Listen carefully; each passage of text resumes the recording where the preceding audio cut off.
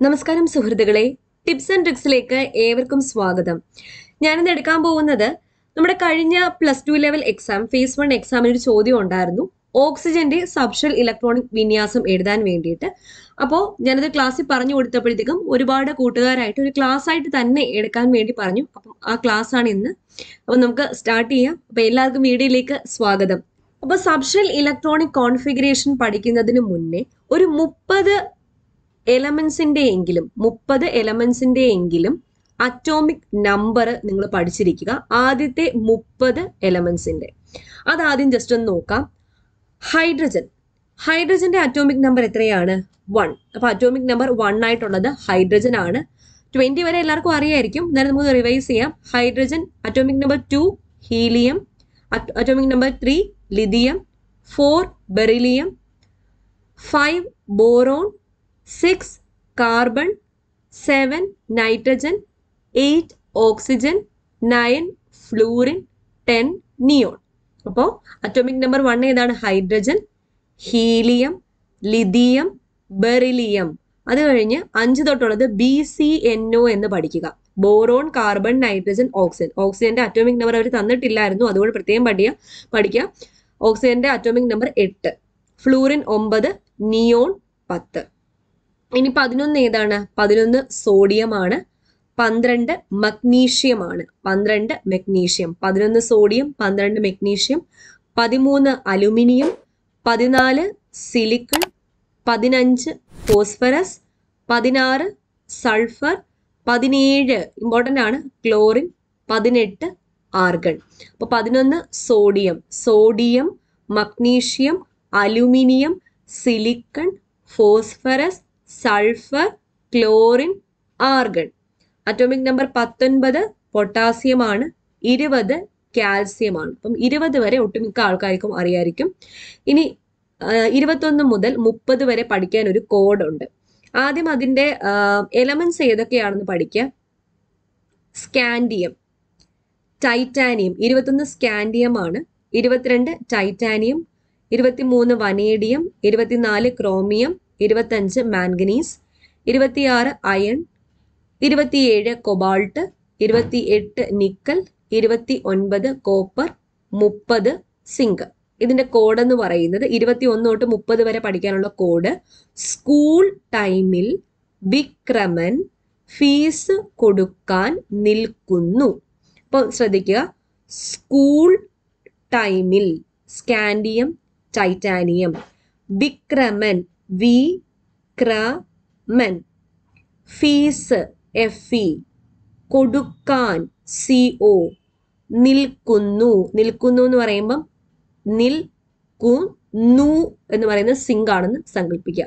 അപ്പൊ എന്താണ്? സ്കൂൾ ടൈമിൽ വിക്രമൻ ഫീസ് കൊടുക്കാൻ നിൽക്കുന്നു. സ്കൂൾ ടൈമിൽ വിക്രമൻ ഫീസ് കൊടുക്കാൻ നിൽക്കുന്നു എന്നതാണ് 21 മുതൽ 30 വരെയുള്ള എലമെന്റ്സിന്റെ അറ്റോമിക് നമ്പർ. അപ്പൊ ഇത്രയും എലമെന്റ്സും അറ്റോമിക് നമ്പറും പഠിക്കുക. ഇതിനിടയ്ക്ക് PSC ചോദിക്കത്തുള്ളൂ. അപ്പൊ നമുക്ക് ഈ എക്സാമിന് ചോദിച്ചത് ഓക്സിജൻ അറ്റോമിക് നമ്പർ 8 ആണ്. അപ്പോൾ നമുക്ക് ടോപ്പിക്കിലേക്ക് വരാം. അപ്പോൾ എങ്ങനെയാണ് ഇലക്ട്രോണിക് കോൺഫിഗറേഷൻ എഴുതുന്നത് എന്ന് പഠിക്കുക.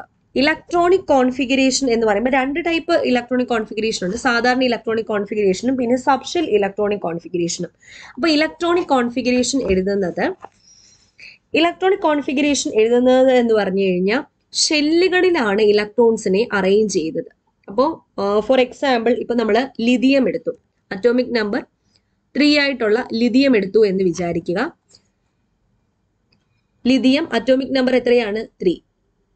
അപ്പോൾ നമുക്ക് ഷെൽസ് എന്ന് പറയുന്നത് KLMN ഇങ്ങനെയാണ് ഷെൽസ് പോകുന്നത്. അപ്പോൾ ഈ K ഷെല്ലിനകത്തും L ഷെല്ലിനകത്തും M ഷെല്ലിനകത്തും N ഷെല്ലിനകത്തും ഒക്കെയാണ് നമ്മൾ ഈ ഇലക്ട്രോൺസിനെ എടുത്ത് വെക്കുന്നത്. ലിഥിയത്തിന്റെ അറ്റോമിക് നമ്പർ എത്രയാണ്? 3 ആണ്. K ഷെല്ലിൽ ഉൾക്കൊള്ളാവുന്ന പരമാവധി ഇലക്ട്രോൺ 2, L ഷെല്ലിൽ 8, M ഷെല്ലിൽ 18, N ഷെല്ലിൽ 32. അപ്പോൾ നമുക്ക് ലിഥിയത്തിനെ എങ്ങനെ അറേഞ്ച് ചെയ്യാം? ലിഥിയത്തിന്റെ അറ്റോമിക് നമ്പർ ഇപ്പൊ K ഷെല്ലിൽ 2 ഇലക്ട്രോൺ വെച്ചു. ബാക്കി എത്ര ഇലക്ട്രോൺ ഉണ്ട്? 1 ഇലക്ട്രോൺ. അത് L ഷെല്ലിൽ വെച്ചു. ഇങ്ങനെയാണ് ലിഥിയത്തിന്റെ ഇലക്ട്രോണിക് കോൺഫിഗറേഷൻ. ഇനി സോഡിയം അറ്റോമിക് നമ്പർ 11 ആണ്. അപ്പോൾ കെ ഷെല്ലിൽ 2 ഇലക്ട്രോൺ വെച്ചു. ബാക്കി ഇനി എത്ര ഇലക്ട്രോൺ ഉണ്ട്? 9 ഇലക്ട്രോൺ ഉണ്ട്. 9 ഇലക്ട്രോണിൽ 8 എണ്ണം എൽ ഷെല്ലിൽ വെച്ചു. എല്ലിന്റെ കപ്പാസിറ്റി എത്രയാണ്? 8 ആണ്. ഇനി 1 ഇലക്ട്രോൺ ഉണ്ട്. ഇപ്പം 2 + 8 10 ആയി. 11 അല്ലേ അറ്റോമിക് നമ്പർ. ഇനി 1 ഇലക്ട്രോൺ ഉണ്ട്, അത് എം ഷെല്ലിൽ കൊണ്ടുവച്ചു. അപ്പൊ 281 ആണ് സോഡിയത്തിന്റെ അറ്റോമിക് നമ്പർ. ഇനി ആർഗൺ നോക്കാം. ആർഗണിന്റെ അറ്റോമിക് നമ്പർ എന്ന് പറയുന്നത് 281 ആണ് സോഡിയത്തിന്റെ ഇലക്ട്രോണിക് കോൺഫിഗറേഷൻ. ഇനി ആർഗൺ നോക്കാം. ആർഗണിന്റെ അറ്റോമിക് നമ്പർ 18 ആണ്. അപ്പൊ ഇതെങ്ങനെയാണ് നമ്മൾ ഇലക്ട്രോണിക് കോൺഫിഗറേഷൻ എഴുതുന്നത്? കെ ഷെല്ലിൽ 2 ഇലക്ട്രോൺ വെച്ചു, എൽ ഷെല്ലിൽ 8 ഇലക്ട്രോൺ വെച്ചു. അപ്പൊ ഇതിന്റെ കെ ഷെല്ലിന്റെ കപ്പാസിറ്റി കഴിഞ്ഞു, എൽ ഷെല്ലിന്റെയും കപ്പാസിറ്റി കഴിഞ്ഞു. അപ്പൊ എത്രയായി? 2 + 8 10 ആയി. ഇനി ഒരു 8 ഇലക്ട്രോൺ കൂടെ ഉണ്ട്, അതെവിടെ കൊണ്ടുവച്ചു? എം ഷെല്ലിൽ വെച്ചു. അപ്പൊ 2 + 8 10, 10 + 8 18. അപ്പം ഇത് ഫില്ലായി കഴിഞ്ഞു. അപ്പം 2 ഇലക്ട്രോൺ കെ ഷെല്ലില്, എൽ ഷെല്ലിൽ 8 ഇലക്ട്രോൺ, എം ഷെല്ലിൽ 8 ഇലക്ട്രോൺ. ഇങ്ങനെയാണ് ഇലക്ട്രോണിക് കോൺഫിഗറേഷൻ എഴുതേണ്ടത്. ഇനി പരീക്ഷയ്ക്ക് ചോദിച്ചത് സബ്ഷെൽ ഇലക്ട്രോണിക് കോൺഫിഗറേഷൻ ആണ്. അപ്പോ കെ എന്ന് പറയുന്നത് 1ാമത്തെ ഷെല്ല്, എൽ എന്ന് പറയുന്നത് 2ാമത്തെ ഷെല്ല്, എം എന്ന് പറയുന്നത് 3ാമത്തെ ഷെല്ല്, എൻ എന്ന് പറയുന്നത് 4ാമത്തെ ഷെല്ല്. കെ എന്ന് പറയുന്ന ഷെല്ല് 1ാമത്തെ ഷെല്ലാണ്. അതിൽ എത്ര സബ്ഷെല്ലുണ്ട്? ഒറ്റ സബ്ഷെല്ല് മാത്രമേ ഉള്ളൂ. എൽ എന്ന് പറയുന്നത് 2ാമത്തെ ഷെല്ലാണ്. അതിൽ 2 സബ്ഷെല്ലുണ്ട്, എസും പിയും. എം എന്ന് പറയുന്ന ഷെല്ല് 3ാമത്തെ ഷെല്ലാണ്, 3 സബ്ഷെല്ലുണ്ട്. അപ്പം ഷെല്ലിന്റെ നമ്പറും സബ്ഷെല്ലിന്റെ നമ്പറും ഈക്വൽ ആണെന്ന് മനസ്സിലായല്ലോ. എൻ എന്ന് പറയുന്ന 4ാമത്തെ ഷെല്ല്, അപ്പൊ 4 സബ്ഷെല്ലുണ്ട്, എസ് പി ഡി എഫ്. അപ്പൊ കെയില് ഒറ്റ സബ്ഷെല്ലേ ഉള്ളൂ, എസ് മാത്രം. എല്ലില് എസും പിയും ഉണ്ട്, എമ്മിൽ എസ് പി ഡി ഉണ്ട്, എന്നിൽ എസ് പി ഡി എഫ് ഉണ്ട്. അപ്പം ഇതിൽ പഠിക്കേണ്ട പോയിന്റ് എന്താണ്? ഓരോ ഊർജ നിലയിലും അതിന്റെ ഷെല്ലിന്റെ ക്രമ നമ്പറിന് തുല്യമായ എണ്ണം സബ്ഷെല്ലുകളാണ് ഉണ്ടായിരിക്കുക. ഓരോ എനർജി ലെവൽസ് എന്ന് പറയുമ്പോൾ കെ എന്ന് പറയുന്ന ഒരു എനർജി ലെവലാണ്, എൽ എന്ന് പറയുന്ന ഒരു എനർജി ലെവലാണ്. എനർജി ലെവൽ എന്ന് പറഞ്ഞാൽ ഇലക്ട്രോൺസ് കാണപ്പെടുന്ന സ്ഥലമാണ്. അപ്പോൾ ഓരോ ഊർജ നിലയിലും അതിന്റെ ഷെല്ലിന്റെ ക്രമ നമ്പറിന്റെ തുല്യമായ എണ്ണം സബ്ഷെല്ലുകളാണ് ഉണ്ടായിരിക്കുക. ഓക്കെ, ഇത് ക്ലിയർ ആയല്ലോ കൺസെപ്റ്റ്. അപ്പൊ നോക്കാം. ഇപ്പോൾ ഷെൽ നമ്പർ 1 എന്ന് പറയുന്ന കെ ആണ്. ഷെൽ നമ്പർ 2 എന്ന് പറയുന്നത് എൽ ആണ്. ഷെൽ നമ്പർ 3 എന്ന് പറയുന്ന എം ആണ്. ഷെൽ നമ്പർ 4 എന്ന് പറയുന്ന എൻ ആണ്. ഇതിപ്പോ നിങ്ങൾ പഠിച്ചു കഴിഞ്ഞു. അപ്പൊ കെയിൽ എത്ര സബ്ഷെല്ലുണ്ട്? എസ് മാത്രം. എല്ലില് എസും പിയും, എമ്മില് എസ് പി ഡി, എന്നില് എസ് പി ഡി എഫ്. അപ്പൊ ഇത് തിരിച്ചറിയാൻ വേണ്ടിയിട്ട് സബ്ഷെല്ലുകളെ സൂചിപ്പിക്കുന്ന രീതി, കെയുടെ സബ്ഷെല്ലാണെന്ന് തിരിച്ചറിയാൻ വേണ്ടിയിട്ട് കെ 1ാമത്തെ ഷെല്ലല്ലേ, അപ്പൊ 1s എന്നാണ് ആ എസിന് കൊടുക്കുന്ന നമ്പർ. എല്ലിന്റെ ഷെൽ നമ്പർ എത്ര? 2L. അപ്പൊ അവിടുത്തെ എസ് സബ്ഷെല്ല് 2s എന്നാണ് അറിയപ്പെടുന്നത്. പി സബ്ഷെല്ല് 2p എന്നാണ് അറിയപ്പെടുന്നത്. എവിടുത്തെ? എല്ലിന്റെ. എമ്മിന്റെ ഷെൽ നമ്പർ 3L. അവിടുത്തെ എസ് സബ്ഷെല്ല് 3s എന്നും അറിയപ്പെടും. പി സബ്ഷെല്ല് 3p എന്നറിയപ്പെടും. ഡി സബ്ഷെല്ല് 3d എന്നറിയപ്പെടും. എന്നിന്റെ ഷെൽ നമ്പർ 4 ആണ്. അവിടുത്തെ എസ് സബ്ഷെല്ല് 4s എന്നറിയപ്പെടും. P subshell 4p, D subshell 4d, F subshell 4f എന്നാണ് അറിയപ്പെടുന്നത്. അപ്പൊ ഇക്കാര്യം കൂടി ഓർക്കുക. 1s എന്ന് കേൾക്കുമ്പോൾ പെട്ടെന്ന് ഓർത്തോണം, കെ ഷെല്ലിന്റെ എസ് സബ്ഷെല്ലാണ് 1s. 2s എന്ന് പറയുമ്പം എൽ ഷെല്ലിന്റെ എസ് സബ്ഷെല്ലാണ് 2s. അങ്ങനെയാണ് പോകുന്നത്. അപ്പോൾ ഷെല്ലിന്റെ നമ്പറും സബ്ഷെല്ലിന്റെ നമ്പറും എന്താണ്? ഈക്വൽ ആണെന്നുള്ള കാര്യം ഓർക്കുക. ഓരോ ഷെല്ലിലും ഉൾക്കൊള്ളാവുന്ന പരമാവധി ഇലക്ട്രോണുകളുടെ എണ്ണം. കെ ഷെല്ലില് 2 ഇലക്ട്രോൺ ആണെന്ന് പറഞ്ഞു. എൽ ഷെല്ലില് 8 ഇലക്ട്രോൺ, എം ഷെല്ലില് 18 ഇലക്ട്രോൺ, എൻ ഷെല്ലില് 32 ഇലക്ട്രോൺ ആണ് പരമാവധി ഉൾക്കൊള്ളുന്നത്. ഇനി എസ് സബ്ഷെല്ലില് എത്ര ഇലക്ട്രോൺ ഉൾക്കൊള്ളും? 2 ഇലക്ട്രോൺ. പി സബ്ഷെല്ലില് പരമാവധി 6 ഇലക്ട്രോൺ, ഡി സബ്ഷെല്ലില് പരമാവധി 10 ഇലക്ട്രോൺ, എഫ് സബ്ഷെല്ലില് പരമാവധി 14 ഇലക്ട്രോൺ. 4 വീതമാണ് കൂടിപ്പോകുന്നത്. അപ്പോൾ എസ് സബ്ഷെല്ലിൽ 2 ഇലക്ട്രോൺ, പി സബ്ഷെല്ലിൽ 6 ഇലക്ട്രോൺ, ഡി സബ്ഷെല്ലിൽ 10 ഇലക്ട്രോൺ, എഫ് സബ്ഷെല്ലിൽ 14 ഇലക്ട്രോൺ. അപ്പൊ ഇവിടെ ഒന്ന് ഫില്ല് ചെയ്തേ. സബ്ഷെല്ല് ആദ്യത്തേത് കെയുടെ സബ്ഷെല്ല് 1s, എത്ര ഇലക്ട്രോൺ? 2 ഇലക്ട്രോൺ. 2s, എല്ലിൻ്റെത് 2s 2 ഇലക്ട്രോൺ. 2pയിലോ 6 ഇലക്ട്രോൺ. പിയിൽ എത്രയാണ്? 6 ഇലക്ട്രോൺ അല്ലേ. അപ്പൊ 2pയില് പരമാവധി ഇലക്ട്രോണുകളുടെ എണ്ണം എത്രയാണ്? 6 ഇലക്ട്രോൺ. 3sല് പരമാവധി 2 ഇലക്ട്രോൺ കൊള്ളും. 3pയില് പരമാവധി 6 ഇലക്ട്രോൺ. 3dയില് പരമാവധി 10 ഇലക്ട്രോൺ. 4sല് പരമാവധി 2 ഇലക്ട്രോൺ. 4p പരമാവധി 6 ഇലക്ട്രോൺ, 4d പരമാവധി 10 ഇലക്ട്രോൺ, 4f പരമാവധി 14 ഇലക്ട്രോൺ. ഇതാണ് നിങ്ങൾ പഠിച്ചു വെക്കേണ്ടത്. s പരമാവധി 2, p പരമാവധി 6, d പരമാവധി 10, f പരമാവധി 14 ഇലക്ട്രോൺസ് ആണ് ഉൾക്കൊള്ളുന്നത്. ഇവിടെ കൊടുത്തിട്ടുണ്ട് s പരമാവധി 2 ഇലക്ട്രോൺ, p പരമാവധി 6, d 10, f 14. ഈ കൺസെപ്റ്റ് ഓർത്തിരിക്കുക. ഇനി നമുക്ക് പരീക്ഷയ്ക്ക് ചോദിച്ച ചോദ്യത്തിലേക്ക് വരാം. ആദ്യമായിട്ട് നമുക്ക് നൈട്രജൻ എടുക്കാം. നൈട്രജന്റെ അറ്റോമിക് നമ്പർ എത്രയാണ്? 7 ആണ് നൈട്രജന്റെ അറ്റോമിക് നമ്പർ. അറ്റോമിക് നമ്പറും ഇലക്ട്രോണുകളുടെ എണ്ണവും എന്തായിരിക്കും? തുല്യമായിരിക്കും. അപ്പോൾ നൈട്രജന്റെ ഇലക്ട്രോണിന്റെ നമ്പറും എത്ര തന്നെയാണ്? 7 തന്നെയാണ്. 7 നമുക്ക് ഇലക്ട്രോണിക് കോൺഫിഗറേഷനിൽ എങ്ങനെ എഴുതാം? കെ സബ്ഷെല്ലിൽ 2 ഇലക്ട്രോൺ വെച്ചു. അപ്പൊ അത് ഫില്ലായി. ഇനി എൽ സബ്ഷെല്ലിലേക്ക് പോയി ബാക്കി എത്ര ഇലക്ട്രോൺ ഉണ്ട്? 7 - 2 5. ആ 5 ഇലക്ട്രോൺ എവിടെ വെച്ചു? എല്ലിൽ വെച്ചു. ഇതാണ് ഇതിന്റെ ഇലക്ട്രോണിക് കോൺഫിഗറേഷൻ. ഇനി സബ്ഷെൽ ഇലക്ട്രോണിക് കോൺഫിഗറേഷനിലേക്ക് വരുമ്പം എങ്ങനെയാണ് എഴുതുന്നത്? ആദ്യം കെയിൽ 2 ഇലക്ട്രോൺ അല്ലേ? അപ്പൊ കെ എന്ന് പറയുമ്പോൾ 1s 2 ഇലക്ട്രോൺ വെച്ചു. അത് കഴിഞ്ഞ് 5 ഇലക്ട്രോൺ ആണ് ഉള്ളത്. അതെങ്ങോട്ടാ പോയത്? എല്ലിലേക്കല്ലേ? അപ്പൊ എല്ലിൽ ആരൊക്കെയുണ്ട്? എസും ഉണ്ട്, പിയും ഉണ്ട്. എൽ ആയതുകൊണ്ട് 2s എന്നും 2p എന്നും കൊടുത്തു. അപ്പൊ 2s എത്ര ഇലക്ട്രോൺ? 2 ഇലക്ട്രോൺ. 2p എത്ര ഇലക്ട്രോൺ? 3 ഇലക്ട്രോൺ. അപ്പൊ ഇത് രണ്ടും കൂടെ കൂട്ടുമ്പോൾ 5, ഇത് 2. അപ്പം 2 5 എന്ന് തന്നെ ഫില്ല് ചെയ്തു. ഇനി ഫ്ലൂറിന്റെ അറ്റോമിക് നമ്പർ എത്രയാ? 9 ആണ്.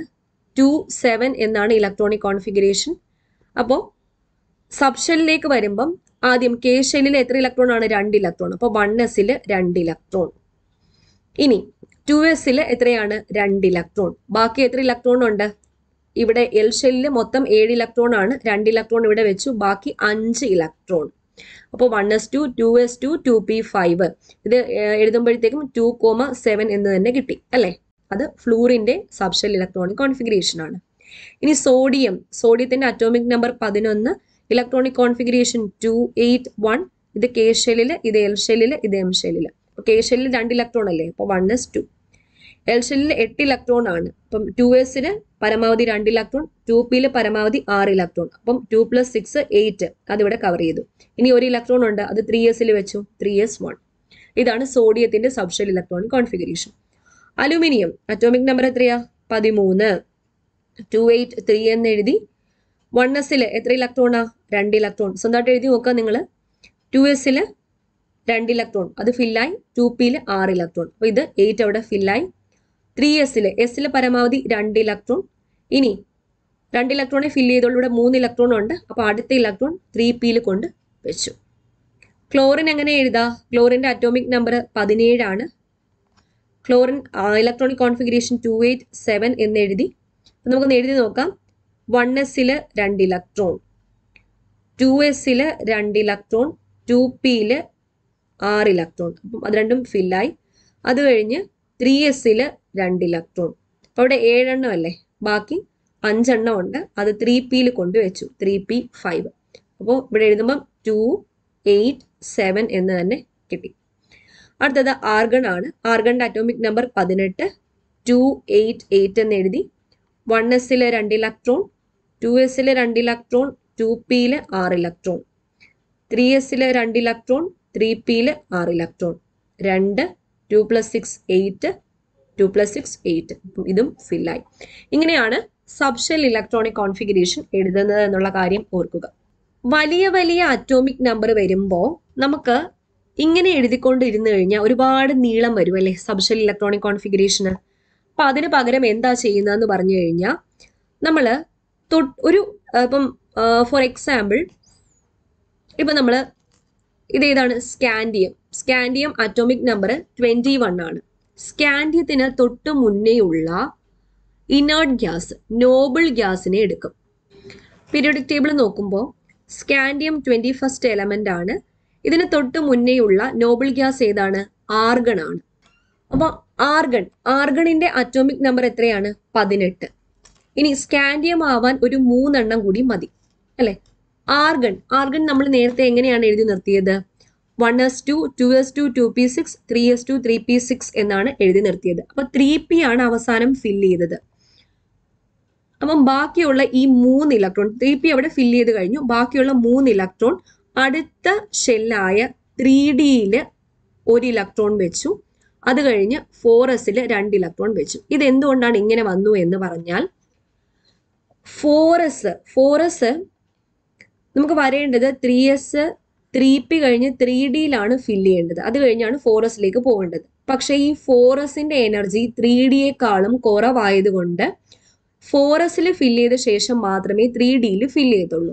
അപ്പൊ നമുക്ക് 3 ഇലക്ട്രോൺ ആണ് ഇനി വെക്കേണ്ടത്. ഈ 3 ഇലക്ട്രോണിൽ 2 എണ്ണം 4s ഒരെണ്ണം 3dയിലും വെച്ചു. ഇങ്ങനെയാണ് ഈ വലിയ മൂലകങ്ങൾ, വലിയ എലമെന്റ്സിന്റെ സബ്ഷെൽ ഇലക്ട്രോൺ വിന്യാസം. കാൽസ്യം നോക്കാം. കാൽസ്യത്തിന്റെ അറ്റോമിക് നമ്പർ 20 ആണ്. 20നെ നമുക്ക് 18 + 2 എന്ന് എഴുതാം. 18ാമത്തെ എലമെന്റ് ഏതാണ്? ആർഗൺ. അപ്പോൾ ആർഗൺ എന്ന് എഴുതി. ഇനി ആ 2 ഇലക്ട്രോൺ എവിടെയാണ് വെക്കേണ്ടത്? 4s2യിലാണ് വെക്കേണ്ടത്, 4sലാണ് വെക്കേണ്ടത്. ഓക്കെ. ഇനി മഗ്നീഷ്യം. മഗ്നീഷ്യത്തിന്റെ അറ്റോമിക് നമ്പർ 12 ആണ്. 12 എന്ന് പറയുമ്പോഴത്തേക്കും 2, 8, 2. അപ്പൊ ഈ 2, 8 എന്ന് പറയുമ്പം ഒരു നോബിൾ ഗ്യാസ്, ഒരു ഇനേർട്ട് ഗ്യാസ് ആണ്. ഏതാണ്? 10ാമത്തെ നോബിൾ ഗ്യാസ് ആയ നിയോൺ. അപ്പൊ നിയോൺ Ni കഴിഞ്ഞ് 3s2 എന്ന് എഴുതിയാൽ എന്താണ്? മഗ്നീഷ്യമായി. Ne3s2 ആണ് മഗ്നീഷ്യം. ഇനി വ്യത്യാസം വരുന്നത് കോപ്പറിന്റെയും ക്രോമിയത്തിന്റെയും കേസിലാണ്. ക്രോമിയത്തിന്റെ അറ്റോമിക് നമ്പർ 24, കോപ്പറിന്റെ അറ്റോമിക് നമ്പർ 29.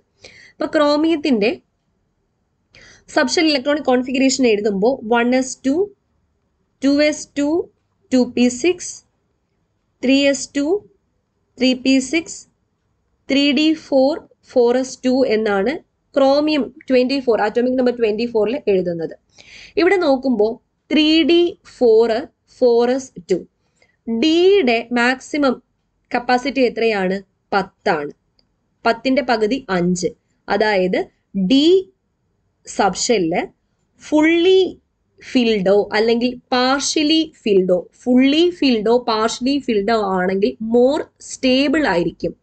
അതുകൊണ്ട് തന്നെ ഇവിടെ ഒരു റീ അറേഞ്ച്മെന്റ് നടക്കും. എങ്ങനെയാന്ന് പറഞ്ഞാൽ 3d5, 4s1. അതായത് എസിന്റെ ഒരു ഇലക്ട്രോൺ ഇങ്ങോട്ട് കൊടുക്കും, 3dയിലേക്ക് കൊടുക്കും. അപ്പൊ ഇതെന്താവും? മോർ സ്റ്റേബിൾ ആവും ക്രോമിയത്തിന്റെ കേസിൽ. കോപ്പറിന്റെ കേസിലും അങ്ങനെ തന്നെയാണ് വരുന്നത്. കോപ്പറിന്റെ കേസിൽ ഇതാണ് കറക്റ്റ് ആയിട്ടുള്ള electronic subshell electronic configuration. 1s2, 2s2, 2p6, 3s2, 3p6, 3d10, 4s1. യഥാർത്ഥത്തിൽ എഴുതുമ്പോൾ 3d9, 4s2 എന്നാണ് വരുന്നത്. ഇവിടെ 9 എന്ന് പറയുന്നത് സ്റ്റേബിൾ അല്ല. ഇത് 10 ആക്കി കഴിഞ്ഞാൽ സ്റ്റേബിൾ ആണ്. കാരണം ഫുള്ളി ഫിൽഡ് ആകും. അപ്പം 4s ഒരെണ്ണം ഇങ്ങോട്ട് കൊടുത്ത് ഇത് 10 ആക്കും. അപ്പോൾ കോപ്പറും ക്രോമിയോ ഇലക്ട്രോണിക് വിന്യാസത്തിൽ പ്രത്യേകത ഉണ്ട് എന്ന് ഓർക്കുക. ക്രോമിയത്തിന്റെ അറ്റോമിക് നമ്പർ 24, കോപ്പറിന്റെ അറ്റോമിക് നമ്പർ 29. ഒരു പീരിയോഡിക് ടേബിൾ എടുത്തു കഴിഞ്ഞാൽ എത്ര ഗ്രൂപ്പ് ഉണ്ട്? പീരിയോഡിക് ടേബിളിൽ എത്ര ഗ്രൂപ്പ് ഉണ്ട്? 18 ഗ്രൂപ്പാണ് ഉള്ളത്. എത്ര പീരീഡ് ഉണ്ട്? 7 പീരീഡ് ആണ് ഉള്ളത്. ഇവിടെ 1, 2, 3 മുതൽ 12 വരെ, 13 മുതൽ 18 വരെ ഗ്രൂപ്പ്. ഗ്രൂപ്പ് എന്ന് പറഞ്ഞാൽ ഇങ്ങനെ താഴെ വെർട്ടിക്കൽ കോളംസ് ആണ് എന്ത്? ഗ്രൂപ്പ്.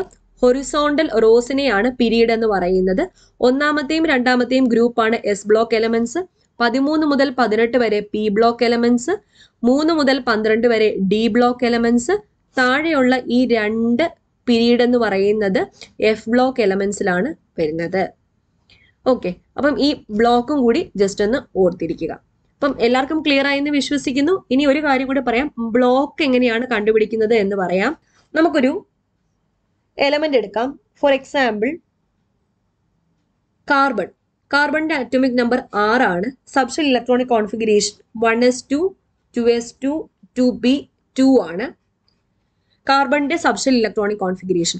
ബ്ലോക്ക്, കാർബൺ ഏത് ബ്ലോക്കിലാണ് വരുന്നത് എന്നെങ്ങനെ കണ്ടുപിടിക്കും?